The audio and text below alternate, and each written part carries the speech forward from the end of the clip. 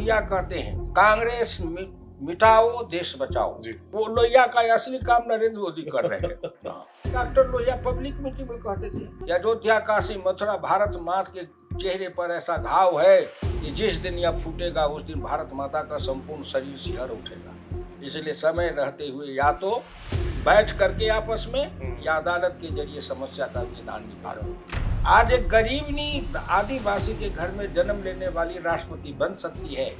एक मजदूरी माँ चौका बर्तन करने वाली का बेटा भारत का प्रधानमंत्री बन सकता है।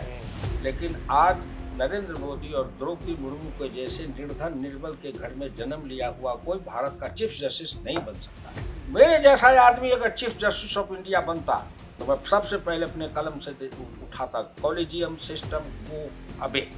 ये व्यवस्था सामंतवादी है। जैसे डॉक्टर लोहिया कहते थे मांग रहा है हिंदुस्तान रोटी कपड़ा और मकान। कम्युनिस्ट का नारा था मांग रहा है हिंदुस्तान लाल किले पर लाल निशान। अभी मेरे हिसाब से ये बहस होनी चाहिए कि राष्ट्र की निष्ठा का मतलब क्या है, कि जो कुछ कहना हो देश के बारे में अपने देश की मिट्टी से कहो। अपने देश के बारे में विदेश की भूमि से अगर बोलते हो तो इसका मतलब तुम्हारी निष्ठा कमजोर है। तो ये जो बोल रहे हैं राहुल गांधी, इनके तो जो पूर्वज थे वो वोट चोर नहीं थे, वोट के लुटेरा थे, डाकू। क्या आपको कोई अंतर लगता है जो 90 में राष्ट्रीय जनता दल रहा हो और आज का ये जो राष्ट्रीय जनता दल, आपको अंतर दिखता है? हाँ, पहले धोती वाले थे अब पैंट वाले हैं। जो 35 बरस से नीचे के युवा है जिसको कहते हैं वो कौन G5 जेन जी उसने तो लालू राज को देखा ही नहीं कि जंगल राज था कि गुंडा राज था कि मंगल राज था। कांग्रेस और भाजपा के कई लोग नेता थे बिहार में जो चले गए थे लालू के पार्टी में, सनम गच्छामी हो गए थे।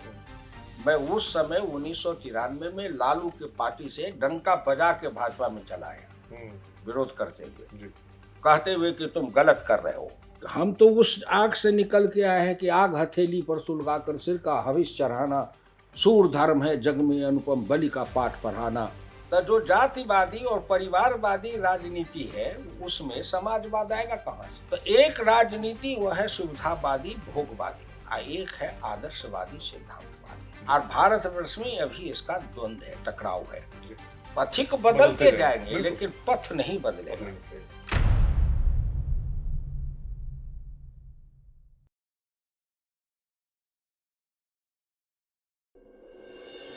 कोई व्यक्ति अगर गांव के सरपंच से लेकर देश के सबसे प्रतिष्ठित संस्थान संसद तक का सफर तय करे तो हम इसे लोकतंत्र की खूबसूरती मानते हैं। वही व्यक्ति अगर एक बार नहीं बल्कि 6-6 बार उस संसद के निचले और ऊपरी सदन दोनों में जाएं, राज्य मंत्री बने, कैबिनेट मंत्री बने, तो हमें विश्वास रहता है कि जो देश और जमीन के मुद्दे हैं वो कितने सटीकता से उठाए जाएंगे, उन पर विवेचना होगी और शायद उनका हल भी निकलेगा। ऐसे व्यक्ति को जब उत्कृष्ट सांसद का पुरस्कार मिलता है, पद्म भूषण मिलता है, तो हम सबको खुशी होती है कि किसी ऐसे व्यक्ति को यह पुरस्कार मिला है। अगर आप संसद की भाषणों में सबसे दमदार भाषणों का संकलन करना शुरू करेंगे तो एक नाम जो आपको बार बार दिखेगा, आज वो हमारे साथ इस चर्चा में है। उनका नाम है श्री हुकुमदेव नारायण जी। सर, आपका बहुत बहुत स्वागत है इस चर्चा में। धन्यवाद धन्यवाद धन्यवाद। सर, शुरू करेंगे आपकी ही राजनीतिक जीवन से, और एक पक्ष जो मुझे बड़ा इंटरेस्टिंग लगा जब मैं आप पर रिसर्च कर रहा था, और हम सब जानते भी आपके बारे में बहुत कुछ, तो वो ये था कि आपने जब शुरुआत की अपनी राजनीति की, गांव से शुरुआत की, और जैसे ही थोड़ा सा आप आगे बढ़े तो आप एक तरफ समाजवादी आंदोलन के भी उसके हिस्से थे और दूसरी तरफ संघ की शाखाओं में भी जा रहे थे, और एक ऐसे समय पर जहां शायद समाजवादी लोग संघ को एक तरह से अछूत मानते थे। तो ये बड़ा इंटरेस्टिंग पहलू लगा हमें। कैसे हुआ ये सफर सर, और कैसे पहुंचे यहां तक? देखिए, सबसे बड़ी बात है कि हर आदमी का जन्म परमात्मा देते हैं और उसके जन्म का निमित्त भी ईश्वर तय करते हैं। वो कहाँ जन्मेगा, कैसे बढ़ेगा, कहाँ तक जाएगा, उसके जीवन में कहाँ कहाँ कितने मोड़ आएंगे, तो ये सब परमात्मा के ऊपर निर्भर है। मेरा जो प्रारंभ हुआ, मैं मेरे पिताजी कांग्रेसी थे और मेरे पिताजी 8 चाचा 4 चचेरा भाई, मेरे गांव के 2 सहनी, मलाह, निषाद, 2 बढ़ई, ये सब मिल करके 16 आदमी स्वतंत्रता आंदोलन में जेल गए थे, रेल पुल तोड़े थे, कांग्रेसी थे। तो प्रारंभ है मेरा उस परिवार से। मेरे चाचा जी प्रथम जिला परिषद के चुनाव हुआ था तो उसमें वो लोकल बोर्ड के सदस्य बने थे और वाइस चेयरमैन भी बने थे दरभंगा जिला से। तो मेरा परिवार कांग्रेसी था, स्वतंत्रता सेनानी और गांधी जी के को आदर्श मानने वाला। अब उस परिवार में मेरा जन्म हुआ। गांव में फूस की छप्पर, मिट्टी की दीवार, जमीन पर बैठ के बोरे के टाट पर हमने अपनी प्रारंभिक पढ़ाई शुरू की। और जब मिडिल स्कूल में पढ़ने गए तो गांव से 2 किलोमीटर पैदल जाते थे और वो ट्रक के टायर का उस समय चप्पल बनता था, वही पहनते थे जो आग के जैसे तप जाए गर्मी में। तो 2 किलोमीटर जाना, 2 किलोमीटर आना, गर्मी के समय में मॉर्निंग हो, उस समय तपती धूप में। तो हम 2, एक मेरे चचेरे भाई थे, हम साथ जाते थे, पैदल जाके पढ़ के आते थे। उतने सवेरे समय उठते थे, कोई pizza, burger, toast, butter, omelette, cutlet का युग नहीं था। तो रात के बासी भात जो बचे होते थे उसमें या तो अचार का मसाला और नहीं तो भैंस जब दूध देने वाली रहती थी तो रात में जो उसकी मलाई निकालते थे, जिसको छाली कहते थे, वो बासी भात में मिला के खा के स्कूल जाते थे, लौट के आते थे। उस समय ये था नहीं जो उस स्कूल का वो सब का फोटो वोटो वीडियो बना होता जो आज के लोग देख पाते। और वहीं से जब मैं 8वां 7वां पास किया तो तब मैट्रिक होता था, 8वां 9वां 10वां 11वां 4 क्लास। तो शहर के स्कूल में जाके एडमिशन लिए। रहते कहाँ, मेरे पिताजी के रिश्ता में चचेरी एक बहन थी, वहीं शहर के एक मोहल्ले में ब्याही हुई थी, गरीब थी, उसकी एक गाय, एक भैंस, एक बकरी, फूस का घर। हमारे और मेरे चचेरे भाई राम जी यादव मुझसे 5 साल बड़े हैं, अभी जिंदा हैं। वो दोनों जाके वहीं वो झोपड़ी में रह के उनके साथ अपने घर से चावल दाल ले जाते थे, वो बना देती थी, खाते थे। हाई स्कूल की पढ़ाई पास किए। कभी कभी उनके गाय भैंस बकरी भी को भी चराने के लिए ले जाते थे, अगर रविवार को गांव नहीं आते थे तो। वहीं मेरे शहर के कुछ लड़के से ब्रजकिशोर मंडल थे, जगदीश साहू थे, सब मर गए।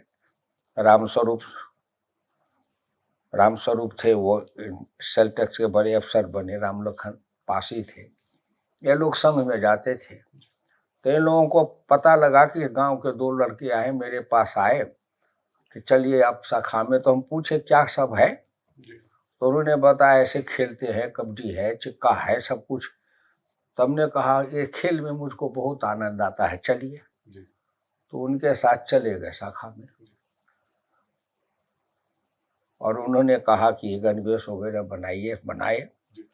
आप सर आपातकाल के दौरान भी काफी सक्रिय रहे और हम जिसे आप किताबों में पढ़ते हैं या चर्चाओं में सुनते हैं, देखे तो उस आपातकाल को आपने झेला है, उस आपातकाल का एक अहम हिस्सा रहे। क्या लगता है कि जो समाजवादी आंदोलन उसके पहले हुआ और उसके बाद जो आपातकाल का पूरा दौर हुआ, किस प्रकार से देखते हैं उसको? और अगर हाइंडसाइट में देखते हैं, आपको लगता है कि वो शायद हमारे देश का वो सबसे दर्दनाक या काला अध्याय था? देखिए, मैं जो वो कह रहा था तो उसी संघ के क्रम में मैं उस समय सीतामढ़ी में गुरुजी गए थे पथ संचलन में। मैं उनके पथ संचलन में गया था और उनके बौद्धिक में लोग बैठे थे। तो दरभंगा जिला के एक बड़े संघ के थे। तो मैंने कहा कि हम भी आपके साथ नज़दीक से गुरुजी को देखना चाहते हैं। तो कहे मेरे पीछे आइए, आप कुछ मत बोलिएगा। तो वहाँ जो चेक हो रहा था तो उन्होंने कहा कि कुछ कहा, तो गए तो बैठे। तो बस उतनी दूरी पर गुरु जी बैठे थे, इतनी दूरी पर उनके पीछे मैं बैठा था। फिर उनके संवाद को मैंने सुना। जब हम मैट्रिक पास करके कॉलेज में गए तो कॉलेज में उस समय विद्यार्थी परिषद का पता नहीं था, जन्म हो रहा था, लेकिन प्रभावी था समाजवादी युवजन सभा। तो समाजवादी युवजन सभा के इंद्रकांत झा थे, अब नहीं है, वो भी उसी कॉलेज में छात्र थे। उनसे संपर्क हुआ तो फिर हम समाजवादी युवजन सभा के काम से जुड़ गए। शाखा भी जाते थे, उनके कार्यक्रम में जाते थे, न वो पूछते थे न वो पूछते थे। कोई इस तरह का नहीं था।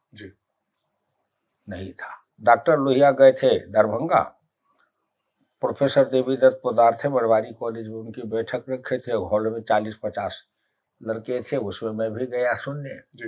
डॉक्टर लोहिया के साथ संवाद होने के बाद मेरे दिमाग में ये बात आ गई कि आर्थिक और सामाजिक क्रांति के बिना देश में कुछ नहीं हो सकता है, और जब तक ये विषमता है मिटेगी नहीं, तब तक समता आएगी नहीं। और समाजवादी आंदोलन में लोहिया के कार्यक्रम थे सप्त क्रांति का, सप्त क्रांति।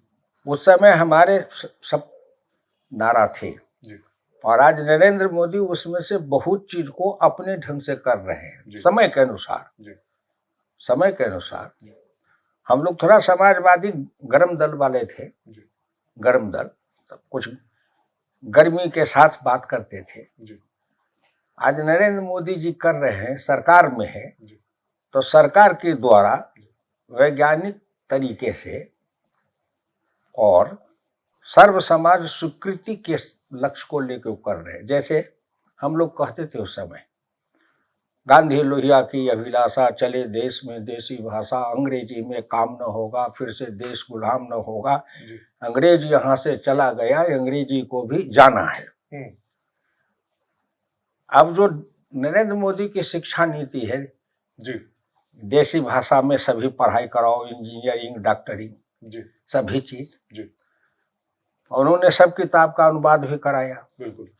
तो डॉक्टर लोहिया कहते थे कि लोग कहते हैं कि हम किताब कहाँ से लावेंगे, तो वो कहते थे कि एक नियम बनाओ कि विश्वविद्यालय के प्रोफेसर जो छुट्टी में जाते हैं उनको अलग से कुछ इंसेंटिव दो, और उनको कहो कि दुनिया के अपने विषय से संबंधित जो भी किताब किसी भी भाषा में हो, एक किताब को वो छुट्टी में रूपांतरित करके लावे देसी भाषा में, विश्वविद्यालय में जमा करें, उनके लिए उनको सहयोग करो। तो आज मान लीजिए इंजीनियरिंग से लेकर के डॉक्टरी तक की जो किताब है, जिनको कहते टेक्निकल, वो सभी किताबों को नरेंद्र मोदी जी ने देसी भाषा में रूपांतरित करा दिया। और चल रहा है। तो हम समाजवादी 50 के दशक में आंदोलन करते थे, जेल जाते थे, लाठी खाते थे, ऑफिस में जाते थे, और कर्मचारी जो काम करते रहते थे तो उनके साथ में हम नारा लगाते थे, हाथ पकड़ के उठा देते थे, अंग्रेजी में काम न होगा, फिर से देश गुलाम न होगा, चले देश में देसी भाषा। फिर गिरफ्तार होते थे, जेल जाते थे। लेकिन इतने दिन आप जो कहा कि संघ का स्वयंसेवक और समाजवादी, आखिर इतनी लंबे समय से जो उस आंदोलन को किए, तो आज हमारे सामने उसका प्रतिफल निकल रहा है ना। बिल्कुल निकल रहा है, आ रहा है सामने। और कर्पूरी जी जब मुख्यमंत्री बने भी तो 2-3 काम जो उन्होंने बड़े किए, उसमें एक काम ये भी किया जो अंग्रेजी की अनिवार्यता थी। दूसरी जो समय हम लोग नारा लगाते थे, बिना नफा की खेती बाड़ी, उस पर लगे न माल गुजारी, जिस खेती से लाभ नहीं उस पर लगे लगान नहीं। तो आज जो सीमांत किसान हैं, जिनको अलाव कर जोत कहते हैं, बिना नफा की खेती बाड़ी, उन लोगों को 6,000 रुपया साल में नरेंद्र मोदी सहयोग कर रहे हैं अपने तरीके से। क्योंकि मालगुजारी, रेंट लगाना जमीन पर स्टेट गवर्नमेंट का है, सेंट्रल गवर्नमेंट ही हटा सकती है। कर्पूरी जी जब बने थे चीफ मिनिस्टर तो उन्होंने अलावकर जो से मालगुजारी बिहार में खत्म कर दी थी, रेंट से, जी। रेंट नहीं लगता था। जी जी। उसी समय मुझे लगता है 1977 में पहली बार जीत कर आए सर लोकसभा में। मैं 62 में असेंबली का चुनाव लड़ा, जी तब मैं लॉ फर्स्ट पार्ट में पढ़ रहा था, जी। साइकिल से चुनाव लड़ा, जी। प्रजा समाजवादी से। जी अब आप इसी पर एक खोज करिए, आप लोग जो 62 में बाइसिकल से जो विधानसभा का चुनाव लड़ा होगा, वो कितने लोग हैं देश में, कितने लोग, क्योंकि उस समय कोई सवारी थी नहीं, जी जी। कच्ची सड़कें थी, धूल वाली सड़क थी। जी जी। तो 2-3 साइकिल समाजवादी हम लोग साइकिल से चलते थे, जी अपने घूम घूम के प्रचार करते थे। जी। तो 77 में सर जनता पार्टी की सरकार बनती है, केंद्र में भी राज्य में भी कुछ वर्षों तक चल पाती है, आपस में कुछ मतभेद होते हैं, सरकारें गिर जाती है। 80 के दशक में फिर कांग्रेस वापस आ जाती है। 89-90 के आसपास आते हैं सर, जब मुझे लगता है, और शायद आपका भी वही राय हो, समाजवाद एक तरह से फिर से वापस आया, और विशेषकर बिहार में 89 में वीपी सिंह चुने गए और 90 में जनता दल जीतती है। लालू जी तो नहीं जीतते हैं और लालू जी फिर मुख्यमंत्री बन जाते हैं काफी खींचतान के बाद। कैसे देखते हैं जो समाजवाद का ये आंदोलन है? एक तरफ आप जो जिन विचारों की बात कर रहे थे कि जो विचार लोहिया के थे, जेपी के थे और कर्पूरी ठाकुर के थे, और 90 के बाद जो एक समाजवाद में परिवर्तन कहें या उससे जुड़े व्यक्तियों में परिवर्तन कहें, कैसे देखिए उसको compare देखिए करते हैं? देखिए, समाजवाद की 2 धारा थी, एक मार्क्सवादी समाजवादी, एक गांधीवादी राष्ट्रवादी समाजवादी। जयप्रकाश नारायण, आचार्य नरेंद्र देव, ये लोग, अशोक मेहता, ये लोग थे मार्क्सवादी समाजवादी, और डॉक्टर लोहिया थे गांधीवादी राष्ट्रवादी समाजवादी। डॉक्टर लोहिया का समाजवाद था लोकतंत्र, समता प्लस राष्ट्रीयता, 3 चीज, लोकतंत्र, समता और राष्ट्रीयता। जी और जो मार्क्सिस्ट समाजवादी है उसमें केवल है इक्वलिटी, बस economic equality. Individual independence. Lohia का जो इक्वलिटी है, समता, वो केवल आर्थिक नहीं है। लोहिया ने जो सप्त क्रांति कहा कि समाज में 7 तरह की विषमता है। जन्म की विषमता, कि जन्म के कारण कोई ऊंचा है, जन्म के कारण कोई नीचा है। एक व्यक्ति जन्म के कारण चाहे मूर्ख हो, लेकिन जन्म के कारण ही वो श्रेष्ठ है। एक व्यक्ति कितना भी विद्वान हो, लेकिन जन्म उसकी अगर किसी ऐसी जाति में हुई है जो अछूत या जिसको शूद्र कहते हैं उसमें है, जैसे डॉक्टर अम्बेडकर हुए, उनको वो सम्मान नहीं मिला जो जवाहरलाल को मिला, क्योंकि जन्म के आधार पर है वो। जबकि जवाहरलाल के मुकाबले डॉक्टर अम्बेडकर बहुत बड़े विद्वान हैं, कोई मुकाबला नहीं है। तो एक है जन्म के आधार पर विषमता, इसको मिटाओ। दूसरा है अर्थ के आधार पर विषमता, एक है अमीर, एक है गरीब। तो अमीरी गरीबी का फर्क कैसे मिटेगा? दूसरा है लिंग की विषमता, औरत और मर्द, इस दोनों में जो विषमता है कैसे मिटेगा? रंग की विषमता, गोरी चमड़ी वाला यूरोप वाला है वो श्रेष्ठ है, और अफ्रीका के काली चमड़ी वाले हबशी सब छोटे हैं, छोटे हैं। आज भी है अमेरिका में, आज भी अमेरिका में। हालांकि डॉक्टर लोहिया कहते थे कि अफ्रीका में जो काली चमड़ी वाले हैं उनकी सुंदरता की परिभाषा उनकी अलग है, बिल्कुल, और हमारे यहाँ की सुंदरता की परिभाषा अलग है। तो एक वो रंग की विषमता, इस तरह से एक विषमता है जो कार्य की विषमता जिसको कहते हो, कि बौद्धिक श्रम करने वाला चाहे घटिया हो या बढ़िया वो श्रेष्ठ है, श्रेष्ठ। और जो शारीरिक श्रम करने वाला है वो निकृष्ट है, निकृष्ट। बौद्धिक श्रम करने वाला कलम लेके किरानी बन के बैठ गया तो बाबू है। और इसी दिल्ली के अंदर में जो 50-100 फीस किराइन पर बैठ करके और एक को चला रहा है, जो गिरेगा तो मर जाएगा। तो ऐसे जो शारीरिक श्रम करने वाले हैं, जहां शरीर में ज्यादा पसीना निकलता है, तो पसीना जहां ज्यादा निकलता है और जहां ज्यादा जोखिम है, ये शारीरिक श्रम वाले, उनको माना गया घटिया, अनस्किल्ड, अनस्किल्ड। जबकि अनस्किल्ड कोई नहीं है, पार्लियामेंट में मैं इसी पर बोला था एक बार जी कि मैं हल चला रहा था, हवाई जहाज वाला लेके जा रहा था मेरे घर के बगल से।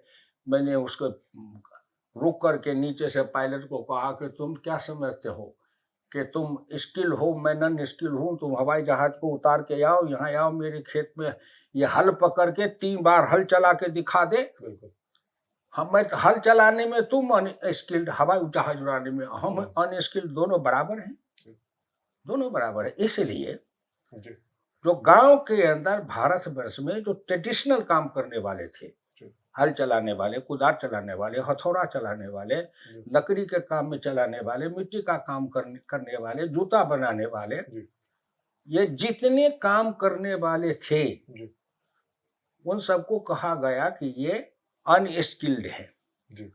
और अंग्रेज के स्कूल से पढ़ के, फारसी अंग्रेजी पढ़ के आया, 2 बात अंग्रेजी बोला, दिस दैट किया, तो कहा ये स्किल्ड है, स्किल्ड। तो हमारी लड़ाई लोहिया के समय में ये लड़ते थे कि जो बौद्धिक श्रम करने वाले हैं वो उनकी श्रेष्ठता, और जो शारीरिक श्रम करने वाले हैं उनकी निकृष्टता, ये विषमता है, इसको मिटाओ, मिटाओ। क्योंकि जो शारीरिक श्रम करने वाले हैं, अब जैसे यहाँ मजदूर है और ईंट लेकर के ऊपर चढ़ता है, तो कोई आए सर, आप आइए सब सर आवे, 10 ईंट माथ पर लेके सीढ़ी पर जरा चढ़ दे, तो इनको ये अनस्किल कैसे हुए? बिल्कुल। ये जो काम करने वाले हैं जी कोई, जी चाहे रिक्शा चलाने वाला हो या कोई काम करने वाला हो, तो जो भारत के अंदर ट्रेडिशनल पेशा वाले लोग थे, परंपरागत किसानी खेत में काम करने वाले, किसान का काम करने वाले, हल चलाना, कुदाल चलाना, खुरपी चलाना, हसुआ चलाना, घास निकालना, बीज बोना, धान रोपना, धान काटना, कोई बाबू इस सेक्रेटेरिएट से चल के जरा कर देना, राहुल गांधी गया तो मोजा पहने हुए कादों में चला गया मखाना के खेत में।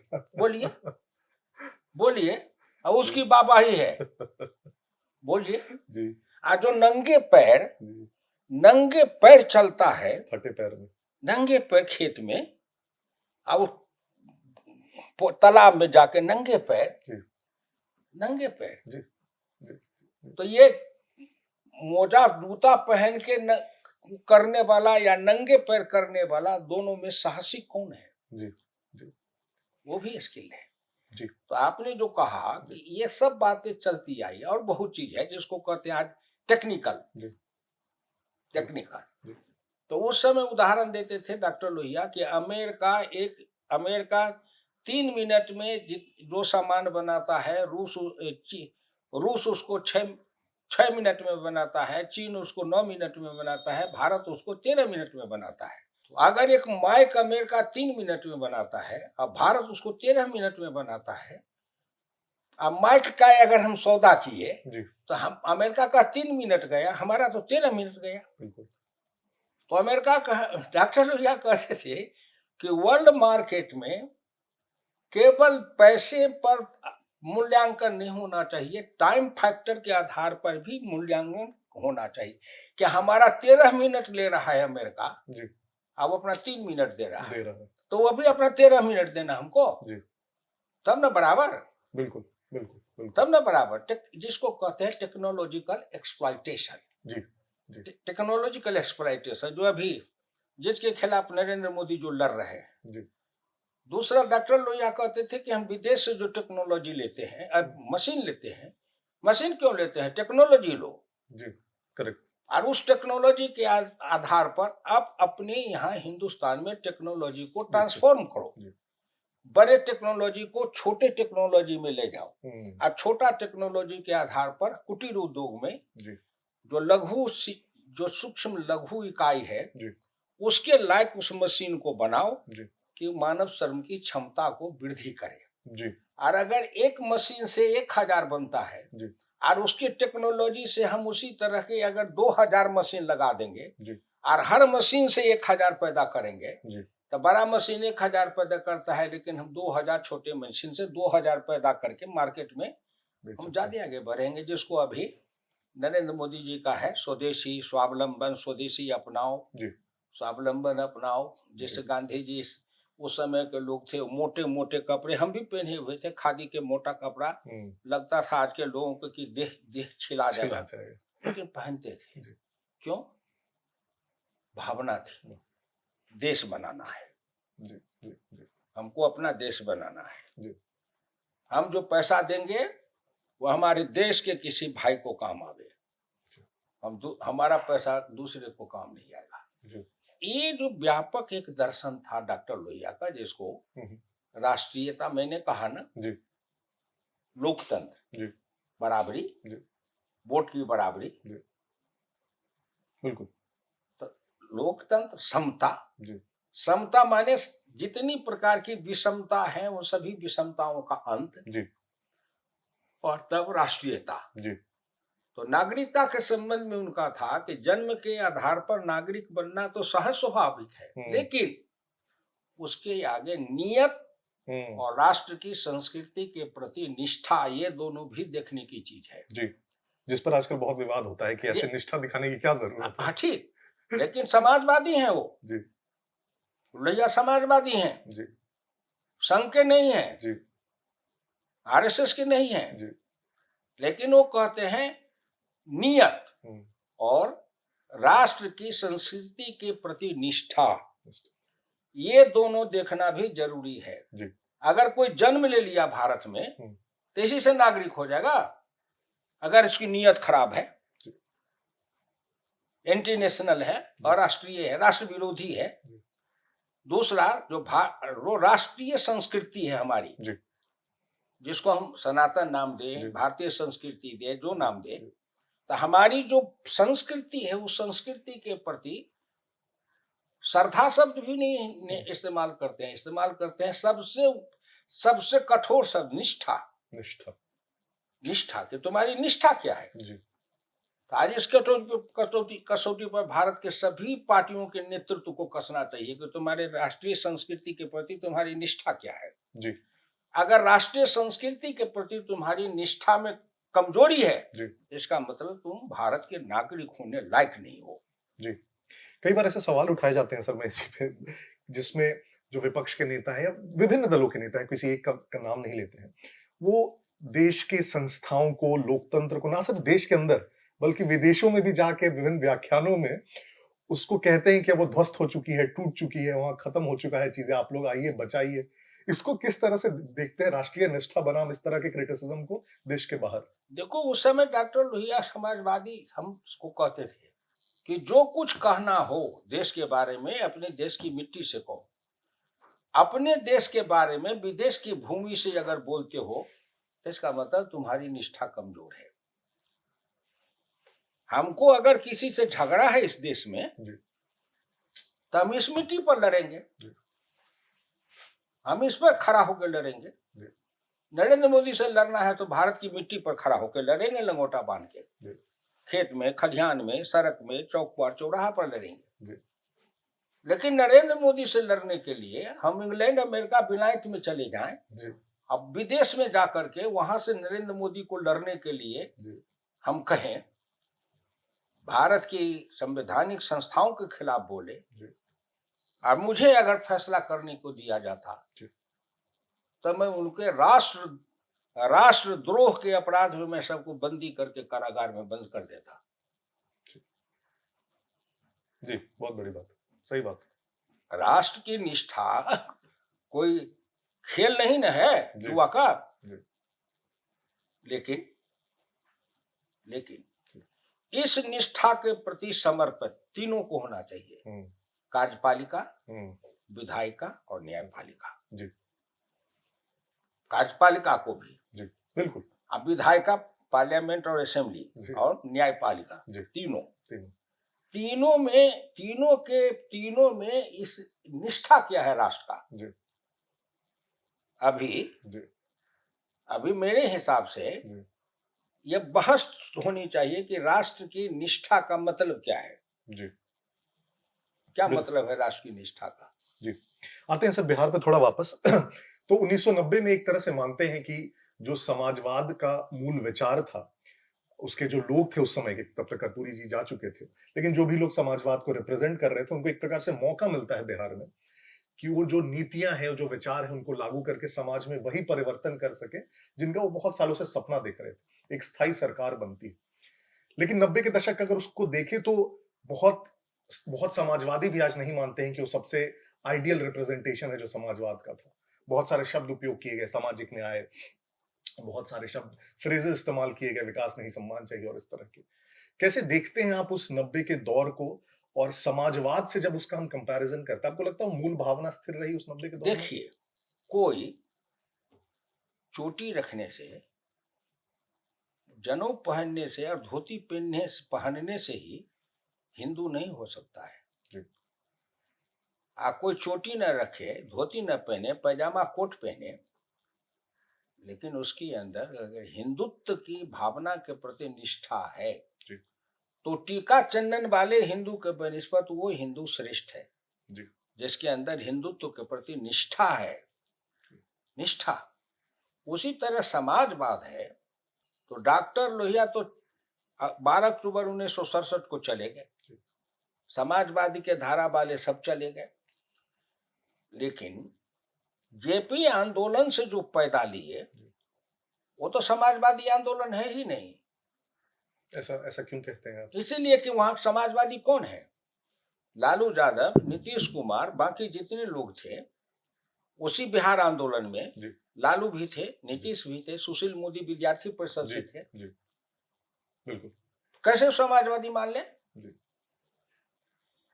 लालू यादव को समाजवादी आंदोलन में गया कब? नीतीश कुमार समाजवादी आंदोलन में गए कब? समाजवादी आंदोलन में अंतिम चरण में कर्पूरी ठाकुर जी के समय में ये लोग समाजवादी युवजन सभा से थे नीतीश, लेकिन लालू तो उसमें भी नहीं था।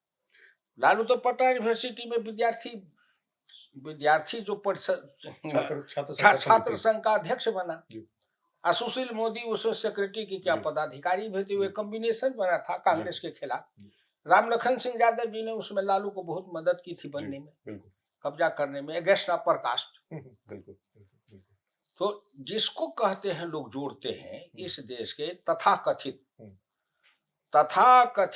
प्रेस वाले लोग हैं, बुद्धिजीवी तथाकथित, जिसको कहिए वामपंथी, लेफ्ट लिबरल जिसको कहते हैं, ऐसे लोग, इन लोगों ने इन लोगों को समाजवादी कह करके ये है तथाकथित समाजवादी, स्वनाम धन्य।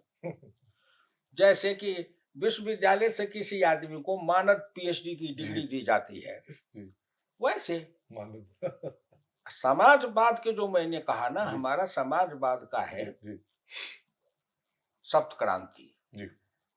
अब इस सप्त क्रांति के बारे में इनमें से कोई आदमी, मैं चैलेंज करता हूं कि ये सप्त क्रांति के बारे में किसी एक क्रांति का समग्रता में अगर व्याख्या कर दे तो मैं उनकी गुलामी करूंगा।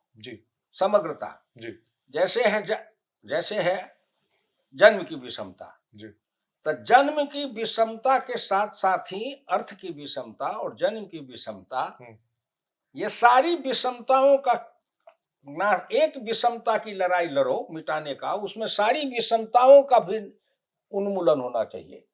एक साथ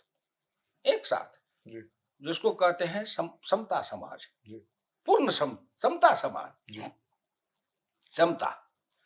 तो जिस आधार पर ये कहते हैं, केवल डॉक्टर लोहिया कहते थे केवल हमारी जाति नीति को लेके चलोगे तो हिंदुस्तान में वर्ण संघर्ष होगा, और केवल आर्थिक नीति के लेके चलोगे तो साम्यवादियों के जैसे वर्ग संघर्ष होगा, गरीब अमीर का। मुझको न गरीब अमीर का संघर्ष कराना है, न वर्ण जन्म के आधार पर उच्च जाति पिछड़े में संघर्ष कराना है। मुझको इससे अलग रास्ता निकाल करके हमको भारतवर्ष में एक संभव समता का समाज बनाना है,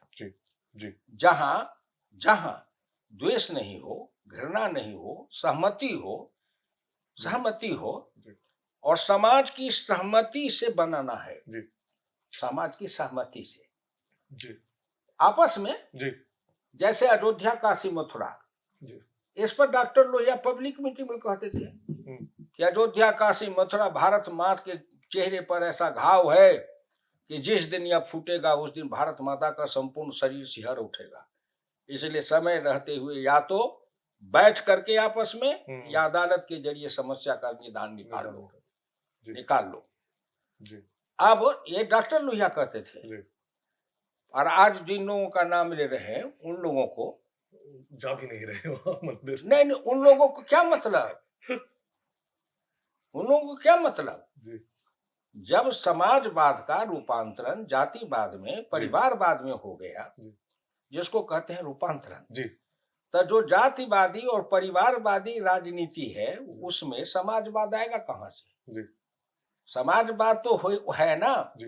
कि 100 से कम न 1000 से ज्यादा, समाजवाद का यही तकाजा, जो जमीन को जोते बोवे वही जमीन का मालिक होवे। जी, बिल्कुल। और इनफैक्ट सर जो आप बात बोल रहे हैं बहुत सटीक है, क्योंकि सही में जो 90 के बाद हुआ वो यही हुआ कि समाजवाद जातिवाद में परिवर्तित हो गया।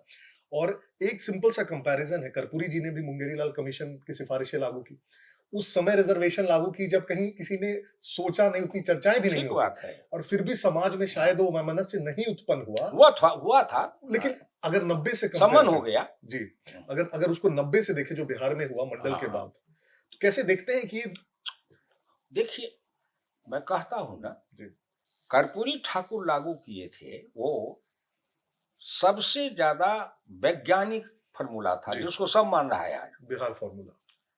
तो 26% था, तो उसमें उन्होंने 12% दिया अति पिछड़ा, जो पिछड़ा में सबसे कमजोर पिछड़ा है, और 8% दिया ताकतवर पिछड़ा। ताकतवर माने यादव, कोयरी, कुर्मी जो ताकतवर है उनको 8%, और उसके अलावा बाकी कमजोर है उसको 12%, 20% हुआ। 3% उन्होंने दिया आर्थिक दृष्टिकोण से पिछड़ा, जिसमें सवर्ण जो 10% मोदी जी ने पार्लियामेंट से किया, और 3% उन्होंने दिया महिला माने समग्र, उसमें केवल पिछड़ी जाति महिला नहीं सभी, तो 3% महिला, 3% आर्थिक पिछड़ा, 12% अति पिछड़ा, 8% सबल पिछड़ा, ये वैज्ञानिकता के साथ लागू किया। विरोध हुआ, जिन लोगों ने विरोध किया वो राजनीतिक कारण से विरोध था, कई कारणों से रहा, लेकिन जैसे कर्पूरी ठाकुर ने कहा कि मैट्रिक की पढ़ाई से अंग्रेजी को अंग्रेजी की पढ़ाई होगी, लेकिन अंग्रेजी में पास होना अनिवार्य नहीं है। अंग्रेजी में पास तब भी पास, फेल तब भी पास। हाई स्कूल तक के सभी के फीस को माफी कर दिया बच्चों का, कि कम से कम मैट्रिक तक सभी समाज के बच्चे पढ़ ले मुफ्त में, बिना किसी फीस के। तो देखिए कुछ काम है, कुछ काम, और बाकी जब उसकी तुलना करते हैं तो जब ये लोग आगे बढ़ते हैं तो इन लोगों का ध्रुवीकरण कहाँ होता है? हम प्रारंभ कहाँ से करते हैं समाजवाद में? लोहिया कहते हैं कांग्रेस मिटाओ देश बचाओ, और हम लोगों को कहते थे कि कांग्रेस को केवल हराना नहीं है, कांग्रेस को इस मिट्टी से मिटाना है। जब तक इसको मिटाओगे नहीं कांग्रेस को, तब तक भारत की कोई नई शक्ति का अभ्युदय नहीं हो सकता है। तो कहाँ हम थे कांग्रेस मिटाओ, माने साफ करो, जो नरेंद्र मोदी कहते हैं कांग्रेस, हम वो लोहिया का असली काम नरेंद्र मोदी कर रहे हैं। हाँ, कांग्रेस मिटाओ। और ये लोग आ गए कहाँ? कांग्रेस के साथ मिलके ये लोग आ गए सांप्रदायिक राजनीति गठबंधन में, ध्रुवीकरण में, कि मुसलमान कांग्रेस के साथ था, कांग्रेस के साथ। और राजीव गांधी ने जब अयोध्या में जाके राम मंदिर का शिलान्यास किया, ठीक उसी दिन मुसलमान कांग्रेस से विद्रोही हो गया। फिर भागलपुर दंगे में तो कांग्रेस से जब विद्रोही हुआ मुसलमान, तो उस समय के पहले ब्राह्मण, दलित और मुसलमान ये कांग्रेस की गठबंधन थे, गठबंधन।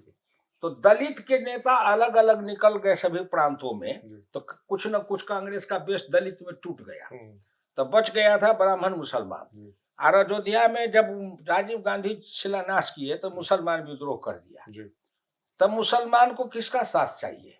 तो ये जो पिछड़ी जाति के जो नेता सब थे, उनको भी अपने जाति के साथ कांग्रेस का ब्राह्मण मुस्लिम गठबंधन, तो इन्होंने अपना बनाया यादव मुस्लिम गठबंधन। और फिर इनकी धारा कहाँ चली? इनकी धारा कहाँ चली? मुस्लिम और यादव गठबंधन। तो जब ये तुष्टीकरण में आ गए तो इनका अल्टीमेट विरोध हो गया भाजपा से।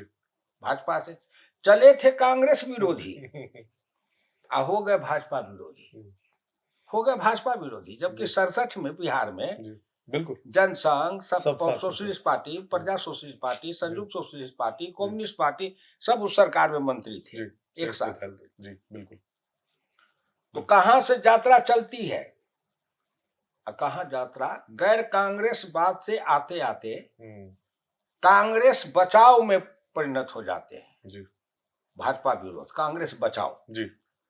तो जिसको इतिहास का विश्लेषण करना हो वो समग्रता में, जिसको लोहिया कहते थे, समग्र दृष्टि से सोचो। समग्रता में, एकांगी नहीं, एकांगी नहीं, समग्रता में सोचो। समग्रता में चिंतन करना चाहिए किसी चीज को। जैसे उन लोग का किए, ये लोग की, कांग्रेस का किया, नरेंद्र मोदी कर रहे हैं, समग्रता में चिंतन करिए। जैसे डॉक्टर लोहिया कहते थे, मांग रहा है हिंदुस्तान रोटी कपड़ा और मकान। कम्युनिस्ट का नारा था, मांग रहा है हिंदुस्तान लाल किले पर लाल निशान। और हमारा नारा था, मांग रहा है हिंदुस्तान रोटी कपड़ा और मकान। है ना? जी बिल्कुल। अब समग्रता में इस कसौटी पर नरेंद्र मोदी को कसिए तो सरकार क्या दे रही है? सरकार की प्राथमिकता क्या है? नीति रोटी कपड़ा और मकान। बिल्कुल प्राथमिकता, प्राथमिकता जी। तो हम नारा लगाते थे समाजवादी के नाते, मांग रहा है हिंदुस्तान रोटी कपड़ा और मकान। नरेंद्र मोदी क्या कर रहे हैं जी? भारत को चाहिए रोटी का, पहले भारत को क्या चाहिए? पहले रोटी कपड़ा और मकान। क्यों? हर आदमी को पहले रोटी चाहिए, तब कपड़ा चाहिए, तब सोने के लिए घर चाहिए। अगर उसके पास में 5 रुपया है, भूखा है, तो पहले रोटी खाएगा, तब कपड़ा खोजेगा, तब कहीं सोने के लिए जगह खोजेगा। प्राथमिकता क्या है जी? जी। आज नरेंद्र मोदी की प्राथमिकता है रोटी कपड़ा और मकान जी। 5 किलो अनाज देना, रोटी जी। कोई आदमी बिना अन्न का नहीं रहे, भूखा नहीं रहे, भूखा नहीं रहे। और जो नीचे के लोग हैं, उपभोक्ता, नीचे जो पिछड़े हैं, अति पिछड़े हैं, दलित हैं, किसान हैं, नीचे वाले, जिसको कहिए नीचे से जो 30-35% है, जिस पर से जीएसटी शून्य किया गया है, उसके लाभ किसको मिलेगा? बिल्कुल वही रोटी कपड़ा और मकान। रोटी कपड़ा और मकान। जिसकी आमदनी कम वह उसी अनुपात में टैक्स दे कम जी। जिसकी आमदनी ज्यादा उसी अनुपात में टैक्स दे ज्यादा। अब 300 सीसी से अंदर का जो मोटरसाइकिल है वो middle class, lower middle class के बच्चे खरीदते हैं। हमारे जमाने में प्रायोरिटी होती थी, पैसा होता था, कहते थे साइकिल खरीदेंगे। आज के नौजवान के, गरीब के बच्चे को होता है, पैसा होता है तो कहते हैं एक मोटरसाइकिल लेंगे, तो उनकी प्रायोरिटी मोटरसाइकिल है। तो 300 सीसी से नीचे की मोटरसाइकिल है वो टैक्स फ्री है जी। और उस पर 25,000 30,000 रुपया बचत है, बचत। और उससे ऊपर जो अमेरिका वाला एक मोटरसाइकिल है 7 लाख की 8 लाख वाला, उस पर नरेंद्र मोदी ने कहा कि तुम 42% टैक्स दो जी। तुम जब फुटानी करोगे तो मैं उसको अपनी गांव में भाषा में कहता हूँ जी। हाँ, वो है फुटानी टैक्स, फुटानी टैक्स। हाँ जी जी। तुम ऐश करोगे, फुटानी करोगे जी। तो फुटानी करो तो टैक्स दो, टैक्स दो जी। तुम 3 लाख के कार पर चढ़ोगे तो टैक्स दो। फिर तुम्हारे गाड़ी की लंबाई ज्यादा है, वजन ज्यादा है, सड़क पर उतना बोझ भी डालते हो, डालता है कि नहीं डालता है? तेल की खपत ज्यादा है, तेल ज्यादा पीते हो जी बिल्कुल। तो तुम ज्यादा अगर फूंकते हो, तुम पैसा फूंकते हो तो फूंको, कोई हर्जा नहीं, लेकिन फूकने से पहले टैक्स दे दो, टैक्स दे दो। टैक्स वो फुटानी टैक्स है जी, जी। अगर हमारे मिथिलांचल की भाषा में कहिए हम उसका नाम रखे हैं फुटानी टैक्स जी। फुटानी टैक्स जी। तो ये देखिए समाजवाद की दृष्टि जो मैं कह रहा हूँ, इसीलिए मैं इसकी जोड़ रहा हूं कि लोहिया जो कहते थे, लोहिया तो लोहिया है कहाँ 60 के दशक में, 60 के दशक में।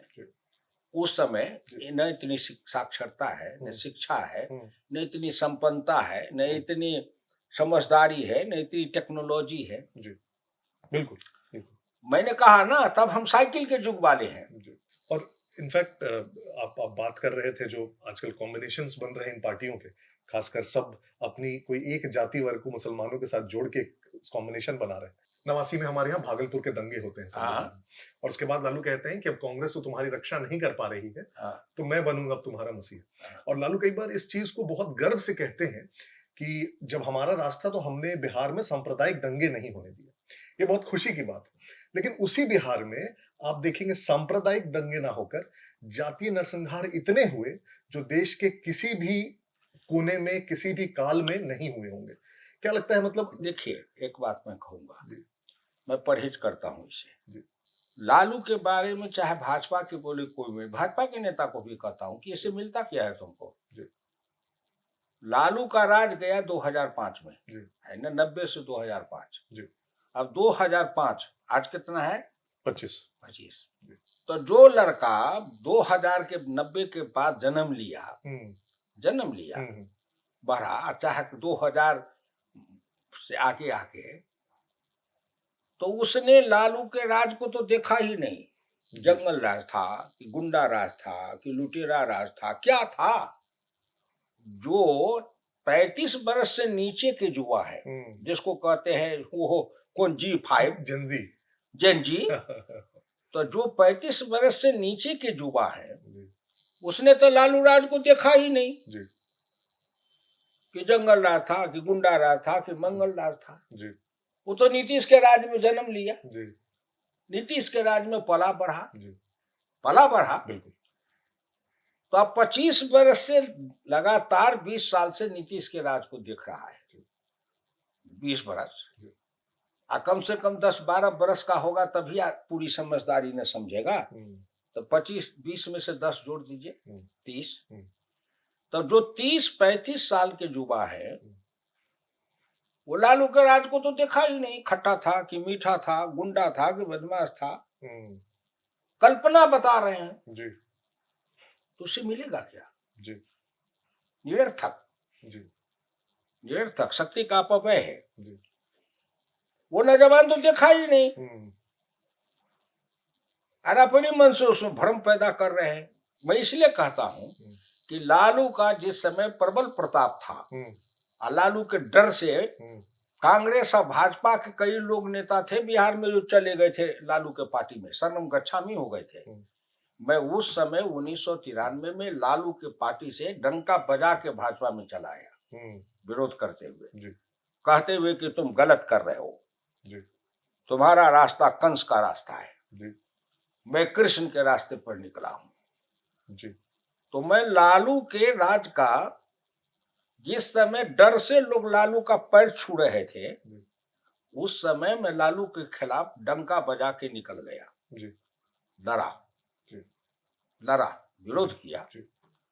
जबकि लालू के बड़े भाई, जिस भाई के यहाँ रख के पढ़ा लिखा लालू वेटनरी वाला, उस भाई की बेटी मेरे चचेरे भाई से ब्याही हुई है। इतना हमारा निकट का रिश्ता है। लेकिन हम विरोध में निकले और कोई नहीं मेरे साथ था। उस मिथिलांचल में यादव में अकेले हम निकले, कोई नहीं था। लेकिन मेरा बेटा जो अशोक है, दिल्ली यूनिवर्सिटी में पढ़ रहा था, यहाँ से पॉलिटिकल साइंस है, दिल्ली यूनिवर्सिटी से एमए करके जब गया, तो हमको जिम्मा दे दिए अडवाणी जी और कैलाश जी का, मधुबनी संभालिए। तो दरभंगा, तो कैलाश जी ने, वो दुर्गादास राठौर ने कैलाश जी को कहा कि ये अशोक को अगर कहते थे इस दरभंगा में कुछ करता, हुकुमदेव बाबू का नाम है, तो इसको, तो कैलाश जी ने मेरे पर कहा कि अशोक को लगने दीजिए। हमने कहा कि पूछिए, गाली सुनेगा, लोग पानी नहीं पीने देगा, दरवाजा पर बैठने नहीं भी देगा, अपशब्द कहेगा, देह पर ढेला मारेगा। ये अगर बर्दाश्त हो तो जिम्मा दे दीजिए, ये दीजिए। दिल्ली यूनिवर्सिटी नहीं है यहाँ। तो मेरे डेरा पर सामने बैठे थे। कैलाश जी ने पूछा, क्या है अशोक? तो कहा कि हम करेंगे संघर्ष दरभंगा में। तो दरभंगा का जिम्मा लिया, मैं मधुबनी का जिम्मा लिया, लड़ना शुरू किए। जिस केवटी में 25 बरस तक लगातार मुसलमान एमएलए बना, उस जगह पर अशोक 2 बार लड़के हारा, तीसरी बार में हरा करके भाजपा का 3 बार झंडा गाड़ा। जहां 25 साल तक लगातार मुसलमान एमएलए बना, 3 बार गुलाम सरवर, 2 बार कांग्रेस के, 5 बार, 25 वर्ष लगातार। और उस जगह पर लड़ा तो 2 बार लड़ा, हारा, लेकिन तीसरी बार में भाजपा का झंडा गाड़ा और 3 बार केवटी में भाजपा का झंडा गाड़ा। और आज भी केवटी में मुरारी मोहन मिश्र भाजपा के झंडा से जीते हुए हैं। और 1967 के बाद पहली बार उस केवटी विधानसभा में से कोई ब्राह्मण जीते हैं जो भाजपा के झंडा पर। और अशोक यादव अपनी ताकत से सामाजिक समीकरण बना के उनको जिताया है। तो एक तरफ देखिए जी बिल्कुल। तो हमारे यहाँ दुर्भाग्य है कि श्री बाबू के समय में जो भूमिहार श्री बाबू के खिलाफ थे समाजवादी में या कम्युनिस्ट पार्टी में, जी बिल्कुल, उनको भी उस समाज के लोगों ने, कट्टरपंथी भूमिहारों ने जाति बहिष्कृत किया। ब्राह्मण के समय में शिवचंद्र झा, डॉक्टर बैजनाथ झा, गुणानंद ठाकुर, इंद्रकांत झा, दिगंबर ठाकुर, भागीरथ झा, मैं नाम गिना रहा हूँ। कम्युनिस्ट पार्टी में भोगेंद्र झा, श्री मोहन मिश्र, तेजनारायण झा, ये कम्युनिस्ट में थे। और मैं गिनाया हूँ, दर्जनों ब्राह्मण थे, पढ़े लिखे, सब वो समाजवादी थे। लेकिन कट्टरपंथी सत्तावादी ब्राह्मणों ने उन सबों को अपमानित किया, अपनी जात के लोगों को, अपनी ही जात के लोगों को। और वही सीख करके जब लालू राज में आया, तो लालू का जो यादव लालू का विरोध करता था, तो यही मन से लालू कहता था, ब्राह्मण के समय में नहीं देखते थे, श्री बाबू के समय में नहीं देखते थे। तो देखिए, ये जो धारा है, ये एक जाति की कट्टरवादी धारा, एक है उदारवादी। बिल्कुल दुर्भाग्य है इस देश में कि किसी न किसी रूप में कट्टरवादी धारा के आगे लोग कुछ न कुछ नरम पड़ जाते हैं। लेकिन जो उदारवादी है, जाति के अंदर से विद्रोही उदारवादी जिसको कहते हैं, ऐसे लोगों को समाज के अंदर जल्दी स्वीकृति नहीं मिलती है। क्योंकि राजनीति में पहले कहता है कि इनको अपने जात में कितना समर्थन है, तो जात में समर्थन वही लेगा जो जातवादी होगा। बिल्कुल। और आप एक तरफ कहते हैं जातवाद मिटाओ, राष्ट्रवाद लाओ, तो दोनों तो एक कंट्राडिक्शन है ना। या तो जातवाद रहेगा या राष्ट्रवाद रहेगा, या तो मुसलमान के साथ तुष्टीकरण रहेगा या सनातन रहेगा। दोनों साथ नहीं, दोनों कैसे साथ रहेगा? बिल्कुल। हम कहेंगे चूड़ा दही के जैसे सुरसुर हो, मुरही लाई के जैसे मुरमुर हो, तो दोनों एक साथ होगा? या तो चूड़ा दही का सुरसुर करो या मुरही लाई का मुरमुर करो। लेकिन ऐसा क्या हुआ सर 93 में कि सत्ता में 3 वर्ष भी नहीं हुए, और एक जो आशा थी कि अब समाजवादी आंदोलन अब सरकार में बदल चुकी है, वो 3 साल में ही इतना डिसइल्यूजन हो गया कि छोड़िए, इस दिल के टुकड़े हजार हुए, कोई यहाँ गिरे कोई यहाँ गिरे। जो अवसरवादी हैं, अवसरवादी, बस दो, कोई दूरदृष्टि नहीं, कोई लक्ष्य नहीं है। कांग्रेस का एक लक्ष्य था, एक दूरदृष्टि थी, तब तक कांग्रेस टिकी रही। जब दूरदृष्टि लक्ष्य से हट करके कांग्रेस की दृष्टि हो गई एक परिवार, कांग्रेस मर गई। भारतीय जनता पार्टी के है दूरदृष्टि है, दूर लक्ष्य है। पथिक बदलते जाएंगे, पथिक बदलते जाएंगे, लेकिन पथ नहीं बदलेगा। नेतृत्व बदलते जाएंगे, लेकिन लक्ष्य नहीं बदलेगा। एक ये राह है, एक राह है, जब जैसा तब तैसा। समझिए, यहाँ है तो आरएमएल के नजदीक है, तो यहाँ कर्नाट प्लेस में गए तो उसके साथ, चांदी चौक में उसके साथ, कहीं गए उसके साथ, जिसके चाहे उसके हाथ मिलाए। हाँ, फ्रीलांसर। तो एक राजनीति वह है सुविधावादी, भोगवादी।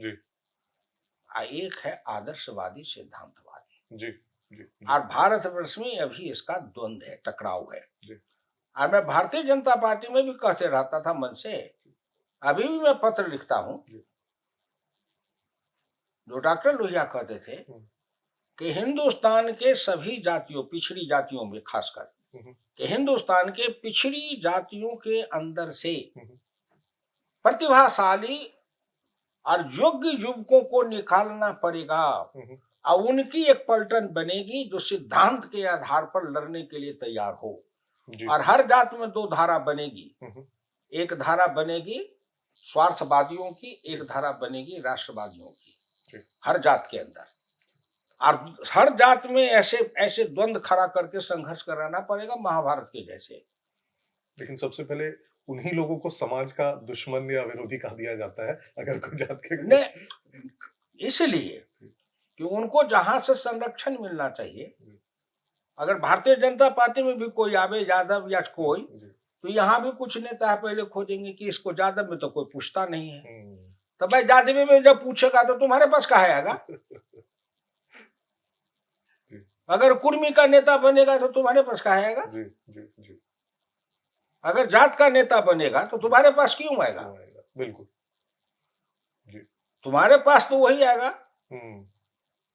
जो जात का नहीं, जमात का बनेगा, समाज का बनेगा, राष्ट्र का बनेगा, राष्ट्र का बनेगा।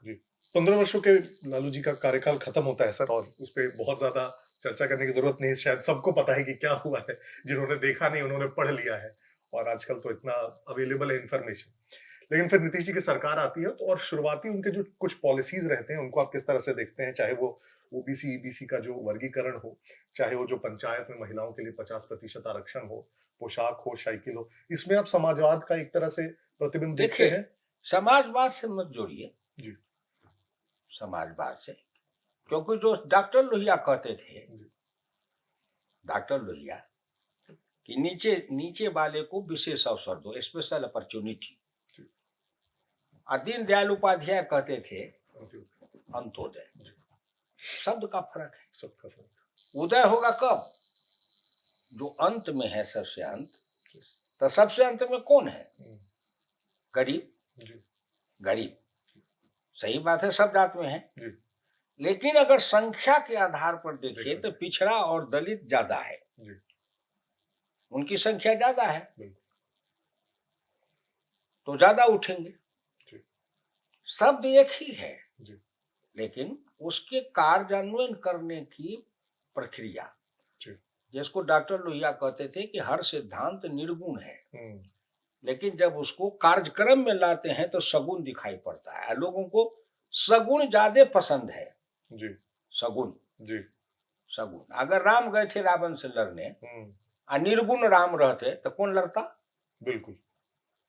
निर्गुण राम रहते तो राम राम कह के कौन लड़ने जाता। लेकिन सगुण राम है, सगुण है, तो जो लड़ रहा है उनके साथ, उसको लगता है ये भी हमारे जैसा है, मेरे जैसा खाता है, मेरे जैसा पीता है, मेरे जैसा सोता है, मेरे जैसा उठता है, मेरे जैसे चलता है, ये मेरे जैसा है। तो मेरे जैसा जब ये भाव होगा, आनंद आता है। आनंद जैसे नरेंद्र मोदी है, तो हिंदुस्तान के निर्धन निर्बल गरीब जो लोग हैं इस देश के, उनके मन में ये निष्ठा बन गई है कि नरेंद्र मोदी हमारे लिए करता है, सोचते, ये उनका विश्वास हो गया है। विश्वास। तो कैसे विश्वास हुआ, काम से, काम से, काम से। उसी तरह से सोचिए।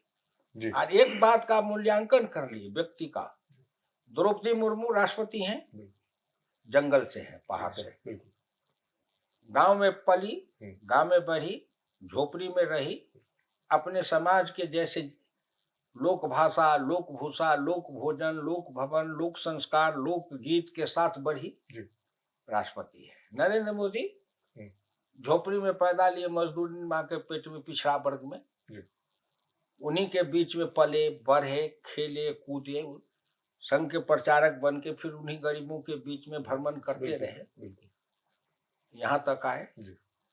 गवई हैं, जी दलित हैं, बिल्कुल वो भी हेड है ना। जी। आज भारत का 3 प्रधान, कार्यपालिका का प्रधान द्रौपदी मुर्मू, गरीब निर्धन निर्बल आदिवासी, विधायिका का प्रधान नरेंद्र मोदी, अति पिछड़ा गरीब निर्धन निर्बल मजदूरीन माँ का बेटा, और न्यायपालिका का प्रधान गवई दलित समाज का बेटा है ना। बिल्कुल ऐसा भारत में स्वर्णिम काल कभी नहीं आया, लेकिन मानसिकता का फर्क है, मानसिकता का। नरेंद्र मोदी का है कि शिखर से शिखर को उतार के सतह पर ले चलो, बराबरी लाना है, बराबरी। तो शिखर को झुकाओ और सतह को उठाओ, ऐसे जगह पर लाओ जो सतह और शिखर में बराबरी दिखाई पड़े, बराबरी दिखाई पड़े। द्रौपदी मुर्मू वही कहती है, लेकिन चीफ जस्टिस ऑफ इंडिया दलित समाज के हैं, लेकिन उनकी सोच ये नहीं है, नहीं है जी। अभी हाल में बहुत विवाद मुझे सब सम्मान के साथ नहीं, मेरे जैसा आदमी अगर चीफ जस्टिस ऑफ इंडिया बनता तो मैं सबसे पहले अपने कलम से उठाता, कॉलेजियम सिस्टम वो अबे ये सामंतवादी है, ये व्यवस्था सामंतवादी है, उसको खत्म करता। इन्होंने नहीं किया, इन्होंने उसको रखा, कहा कि नहीं ये अच्छी चीज है, अच्छी चीज है। तो जो डेमोक्रेसी का मूल तत्व क्या है? इलेक्शन। बिल्कुल, इलेक्शन माने सबको समान अधिकार है ना। जी बिल्कुल। आज जहां सिलेक्शन और नॉमिनेशन आएगा वहां डेमोक्रेसी मरेगा। बिल्कुल। तो जुडिशियरी में नॉमिनेशन है, सिलेक्शन है, इसलिए वहां डेमोक्रेसी है ही नहीं। और जब तक इस देश के न्यायपालिका में लोकतंत्र नहीं आएगा तब तक भारतवर्ष में कभी लोकतंत्र आ ही नहीं सकता है। आज एक गरीबनी आदिवासी के घर में जन्म लेने वाली राष्ट्रपति बन सकती है, एक मजदूरी माँ चौका बर्तन करने वाली का बेटा भारत का प्रधानमंत्री बन सकता है, लेकिन आज नरेंद्र मोदी और द्रौपदी मुर्मू के जैसे निर्धन निर्बल के घर में जन्म लिया हुआ कोई भारत का चीफ जस्टिस नहीं बन सकता है, नहीं बन सकता है जी। और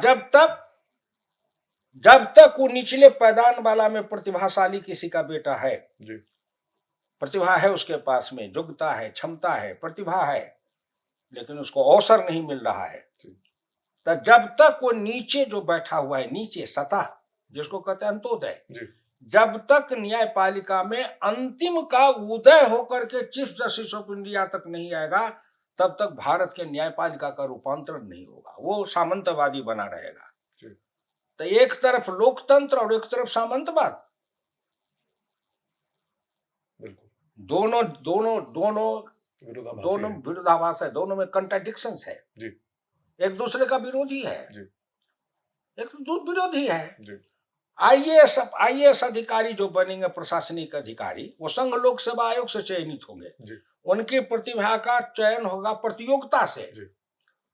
आज जो जज बनेंगे उनकी प्रतिभा का चयन प्रतियोगिता से नहीं होगा, उनकी प्रतिभा का चयन होगा मनोनयन से, नॉमिनेशन से। बाप बेटा दलाल बैल के दाम 12 है, या ना मिथिलांचल में कहावत है। हमारे बेटा को तुम रख दो, तुम्हारे बेटा को हम रख दे।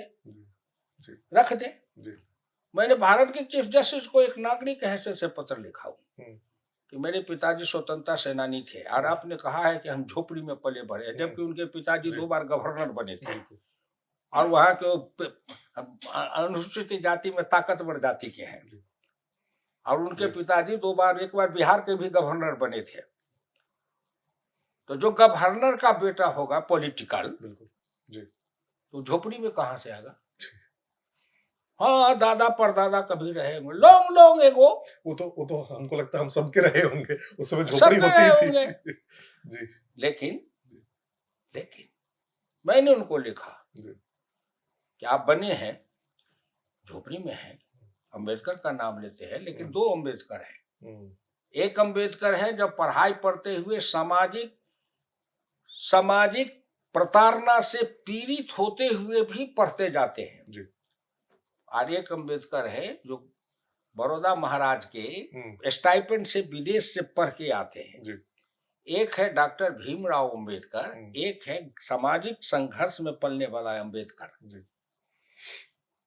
क्या सभी आदमी को अम्बेडकर के जैसे बड़ौदा के महाराज जैसा स्टाइपेंड देके विदेश भेजने वाला मिलेगा दलित के बेटे को? आप ये बता सकते हैं कि जो अम्बेडकर सामाजिक अन्याय को सहते हुए पढ़ रहा था, वैसा अम्बेडकर भी आपकी कुर्सी तक पहुंचे, क्या आप कोई व्यवस्था करेंगे क्या? जी। आप उस अम्बेडकर की व्यवस्था करेंगे जो विलायत से पढ़ के आए हैं, वो अम्बेडकर वहां बैठे। जी। मैं कहता हूँ वो अम्बेडकर जो गांव में सामाजिक प्रताड़ना से पीड़ित होकर के गरीब का बेटा संघर्ष करके पढ़ रहा था, वो अम्बेडकर यहाँ अभी दोनों फर्क है। बिल्कुल, दोनों फर्क है। बिल्कुल। सभी बड़े लोग हैं जी। जितने बड़े वकील हैं सबका बेटा है। बिल्कुल। एक दूसरे को एक दस्तखत करा करके उसको जूनियर को सीनियर बनाते हैं, गधा को घोड़ा बना लेते हैं।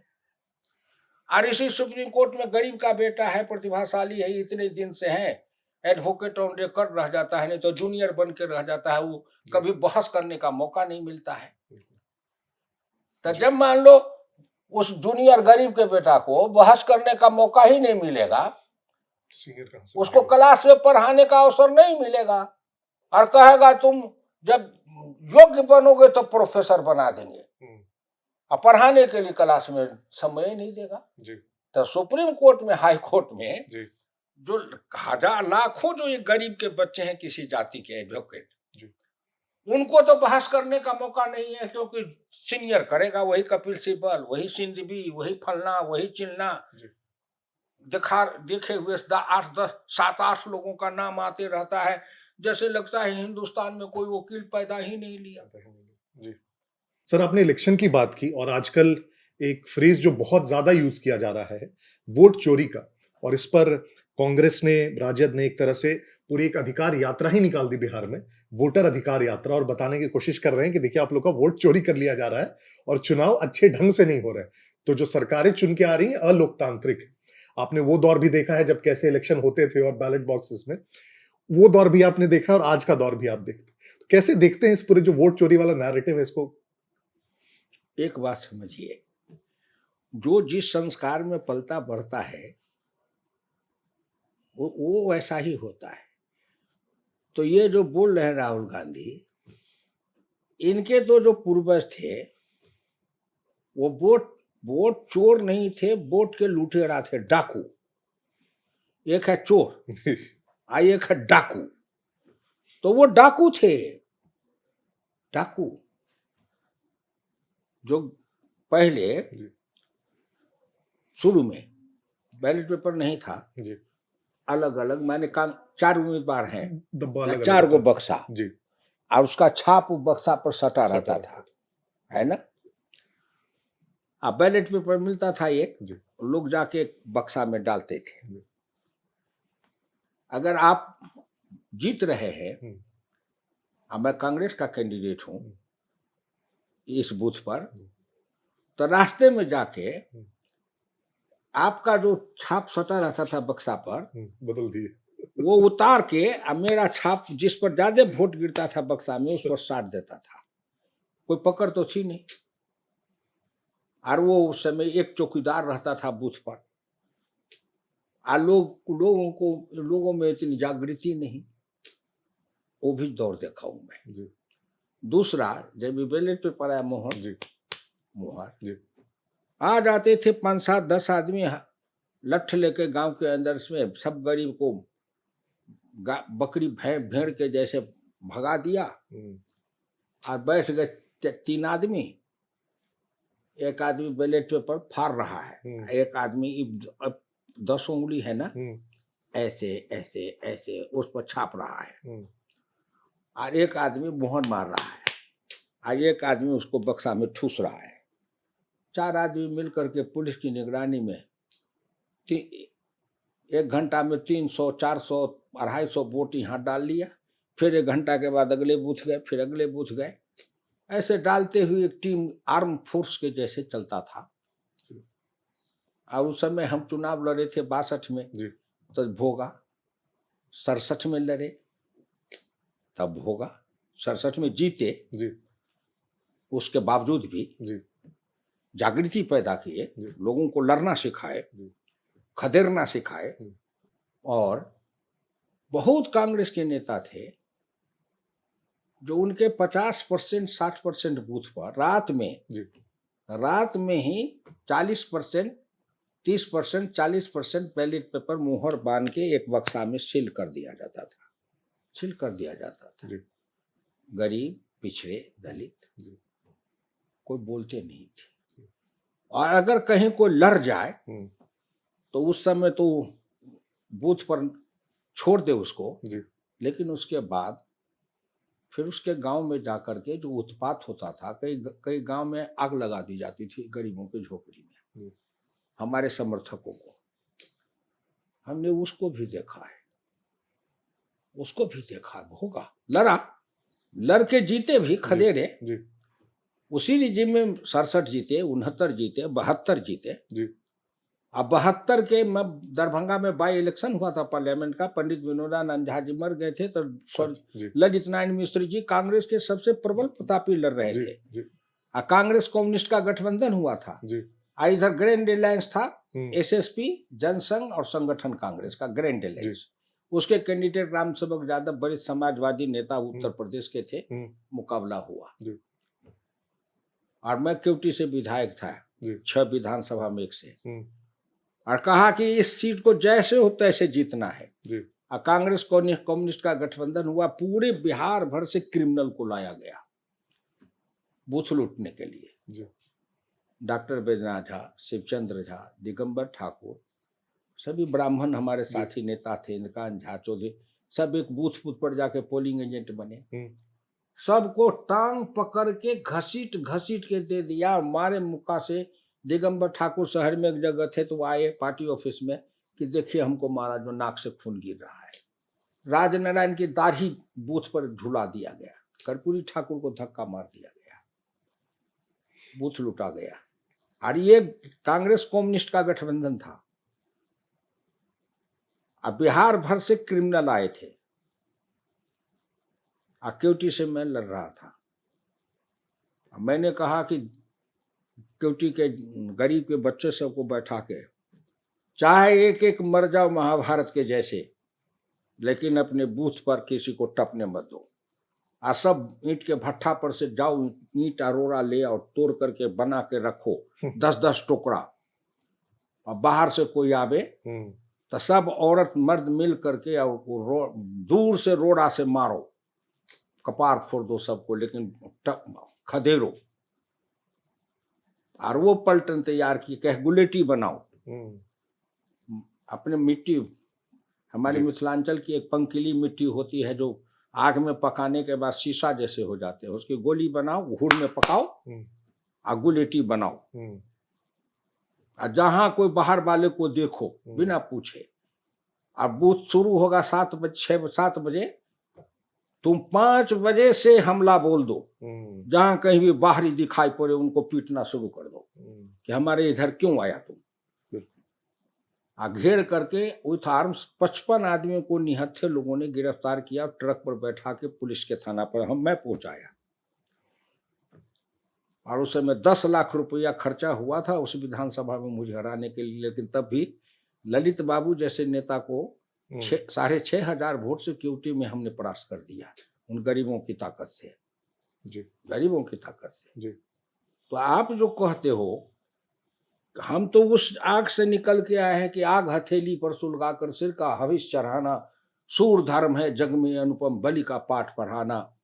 हम तो जिंदगी के जीवन के साथ खेलते हुए आए हैं, निर्भय होके देखा। लेकिन जब से ये मशीन आया, ईवीएम, और जब से वहां सीआरपी या बीएसएफ वाला पहुंच गया, तब तक किसी की हिम्मत नहीं है कि वो गेट से उधर जाके झांके दूर तक। अब बीएसएफ और सीआरपी वाले दूर से ही नजर रखते हैं, ए क्या कर रहा है रे, उसको की लेना है किसी से, बिल्कुल। और लाइन लग जाते हैं। जी और आप जाके देखिएगा तो बिहार के अंदर आश्चर्य लगेगा, मेरे ही गांव में जी सबसे पहले पूरे गांव की औरतें जाकर लाइन में लग जाती है 6 बजे, और सब मर्द का हट जाते हैं कि पहले औरतों को गिराने दो, वोट गिरा के जाएगी तब अपने घर का काम देखेगी। और सभी औरतें लाइन में लग के अपना वोट गिराती है।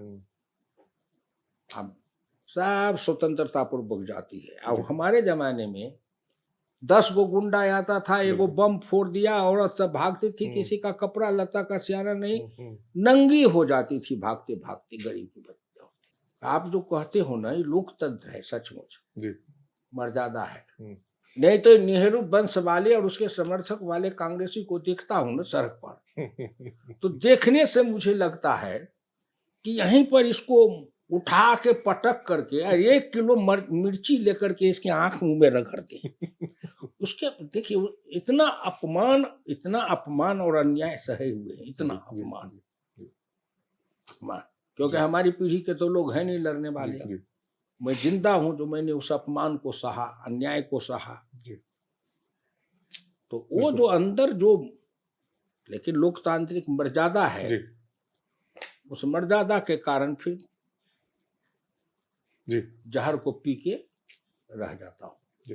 नहीं तो मुझे आप कहिएगा कि भारत के जो नौजवान है, जिसको वो जी कौन चीज कहते हैं, जेन जी, वो जेन जी वाले को कहते हैं, अरे तुम नेपाल की जैसे क्रांति की नहीं आवश्यकता है, अपने ही देश को फूक करके क्या मिलेगा। बिल्कुल। और सिर्फ सत्ता को थोड़ी, विपक्ष को भी फूका है। अपने देश को फूक के क्या मिलेगा। अपने ही देश को जलाते हो, अपना घर जला करके जारा मिटा रहे हो। अरे क्रांति कोई क्रांति है? नहीं, लोकतांत्रिक ढंग से क्रांति है, लोकतांत्रिक ढंग से। तो ये जो युवा वर्ग के लोग हैं 35 साल के, मैं उन लोगों से कहता हूँ, जिधर जवानी चलती है उधर जमाना चलता है, तलवार की धारों पर चलकर इतिहास नया तब बनता है। ये कहाँ ये फालतू के भटक रहे हो। तुम अपनी युवा शक्ति को केंद्रित करो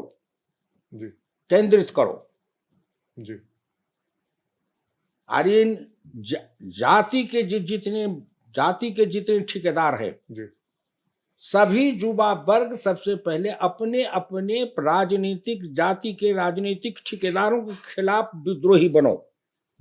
जैसे कंस अपने मामा का वध करके महाभारत युद्ध करा दिया था, उसी तरह ये सभी युवा, ये जैन जी वाले कृष्ण बनो।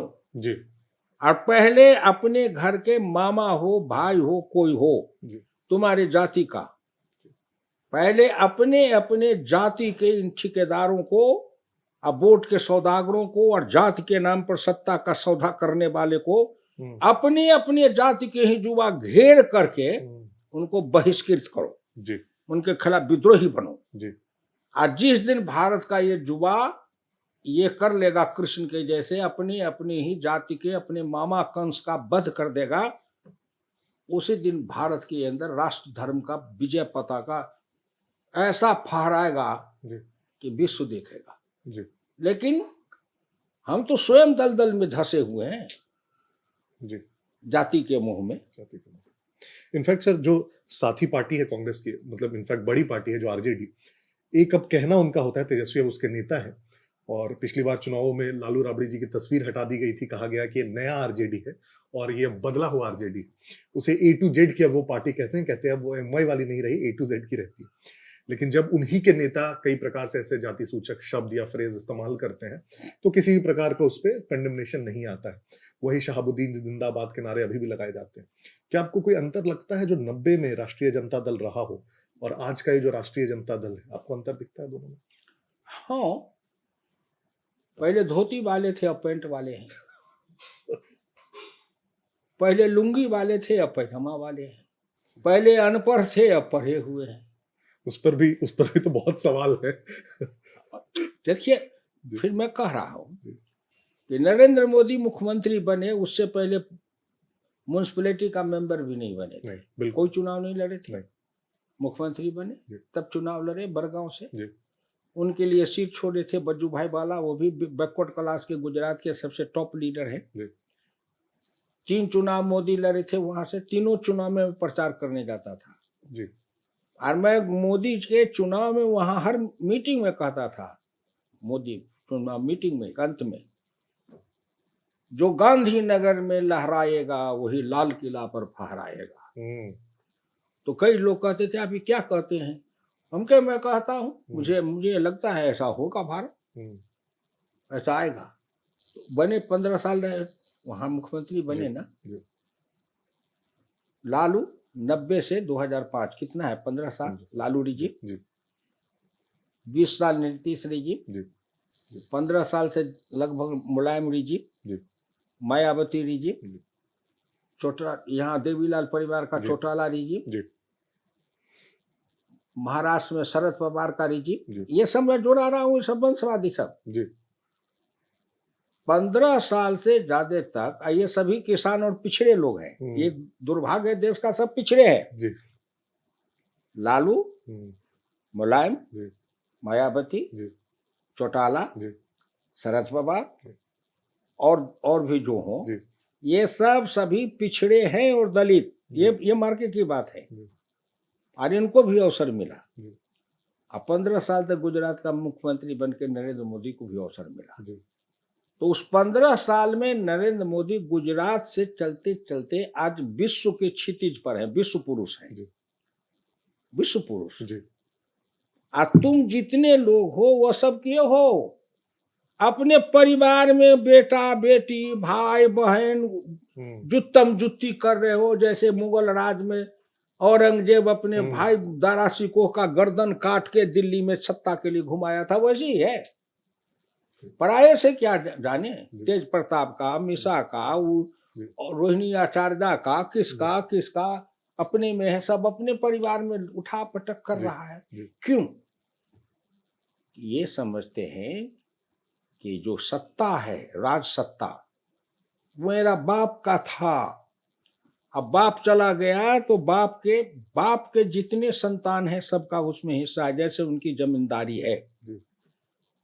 मोदी 15 साल मुख्यमंत्री रहते रहते भारत के प्रधानमंत्री बन के विश्व पुरुष तक गया, सबको अवसर मिला, अवसर मिला। क्यों नहीं बन पाए?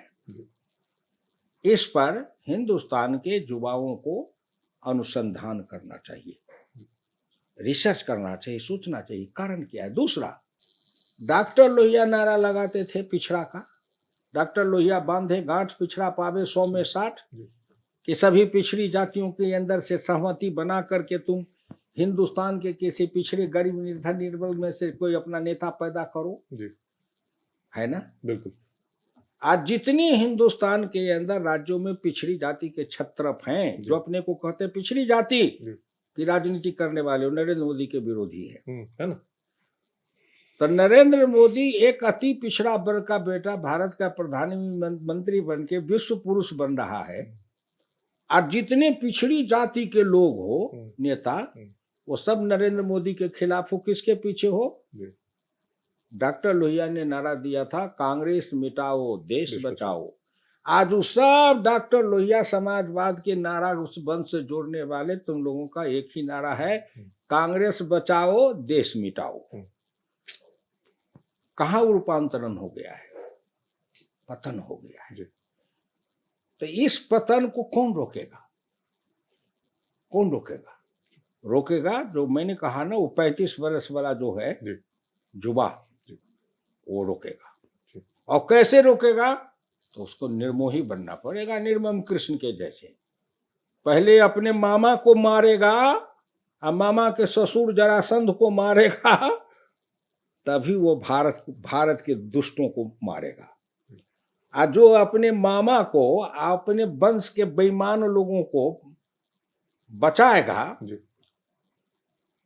वो राष्ट्र को बचाएगा। इसीलिए जाति तोड़ो, मोह को छोड़ो, निर्मम बनो। ये राष्ट्र धर्म का युद्ध है।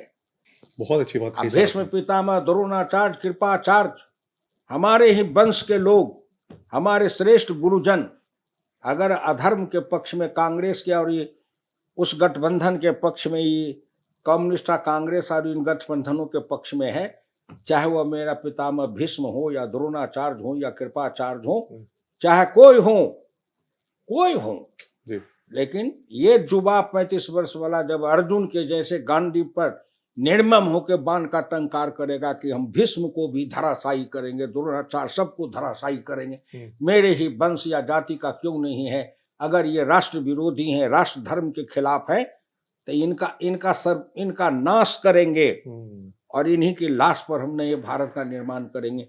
ये उस युवा शक्ति के अंदर है, लेकिन आएगा। डॉक्टर लोहिया जाति प्रथा किताब लिखे हैं, उसमें डॉक्टर लोहिया ने 3 बार शब्द का इस्तेमाल किया है कि भारत में एक बार धर्म युद्ध की आवश्यकता है और यादवी महाभारत की आवश्यकता है। धर्म युद्ध माने हिंदू मुस्लिम सिख ईसाई धर्म युद्ध नहीं, राष्ट्र धर्म और राष्ट्र धर्म के प्रतिकूल, ये दो के बीच में युद्ध होगा। एक है राष्ट्र धर्म, एक है परिवार धर्म, एक है राष्ट्र धर्म, एक है व्यक्ति का स्वार्थ, एक है राष्ट्र धर्म, एक है गिरोह का स्वार्थ। तो जब तक इस राष्ट्र धर्म की रक्षा के लिए 35 वर्ष के युवा जिसको कहते हो, जिस दिन निर्ममता पूर्वक अपना गांडीव उठा ले, जो नरेंद्र मोदी ने कहा स्वदेशी, स्वावलंबन, स्वराज, आत्मसम्मान, आत्म स्वाभिमान, भारत महान, ये संकल्प है, ये समझो किस चीज का संकल्प है, ये लोकतांत्रिक महाभारत है। गांधी माने बाण नहीं चलाना है, मतदान केंद्र पर वो बटन दबा करके, वही बाण है ना जी। वो जितने बाण कांग्रेस के खिलाफ दबाओगे इन लोगों के खिलाफ, उतनी ही भीष्म पितामह के शरीर में बाण चुभेगा। वो दबाओ। और उस युद्ध में इन युवा वर्ग की अभी भारतवर्ष में जो भूमिका है, उनको इस भूमिका का निर्वाह करना पड़ेगा। नहीं करेंगे तो मैं कह देता हूं, नहीं करेंगे तो प्रकृति, परमात्मा और इतिहास की घटनाओं उनको दबाव देके प्रेरित कर देगा, मजबूर कर देगा कि उनको करना पड़ेगा जी। उनको जी। करना पड़ेगा जी। जी। करना पड़ेगा जी। और आप जो लालू का, ये सब का, अरे इन सब चीजों से आप लोग भी मुक्त होइए। सभी पत्रकारों को कहता मुक्त होइए ना।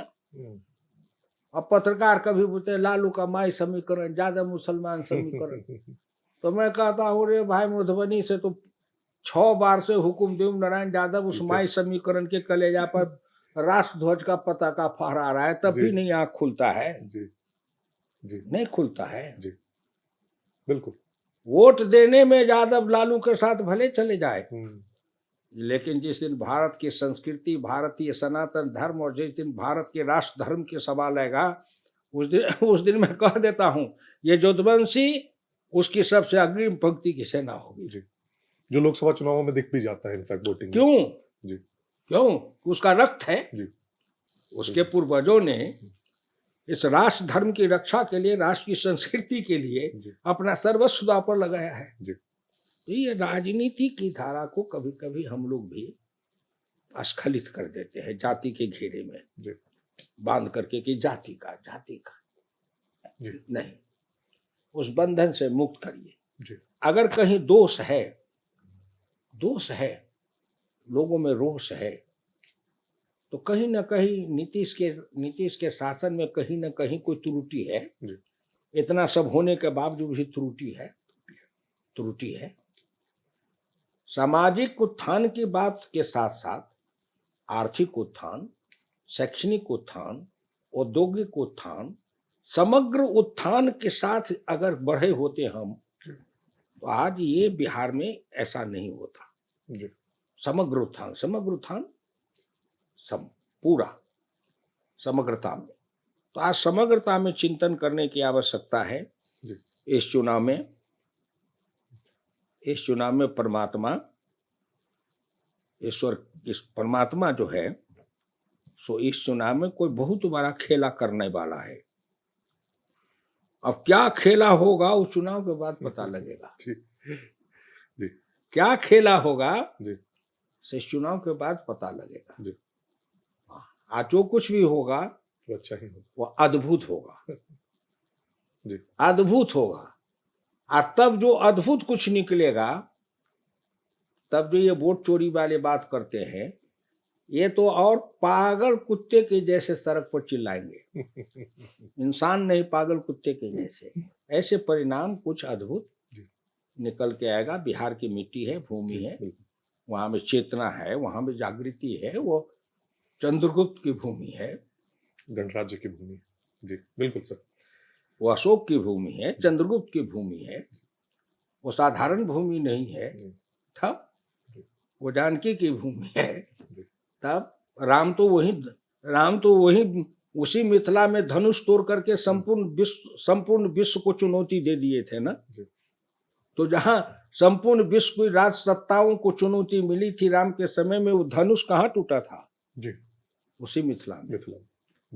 वो केवल धनुष नहीं है, सीता का स्वयंवर नहीं है, बल्कि उस धनुष को तोड़ के उस समय इस विश्व के संपूर्ण राज सत्ताओं को चुनौती थी कि जो इस धनुष को तोड़ेगा वही महाबली होगा। कहाँ हुआ था? उसी मिथिला में, उसी बिहार की भूमि पर।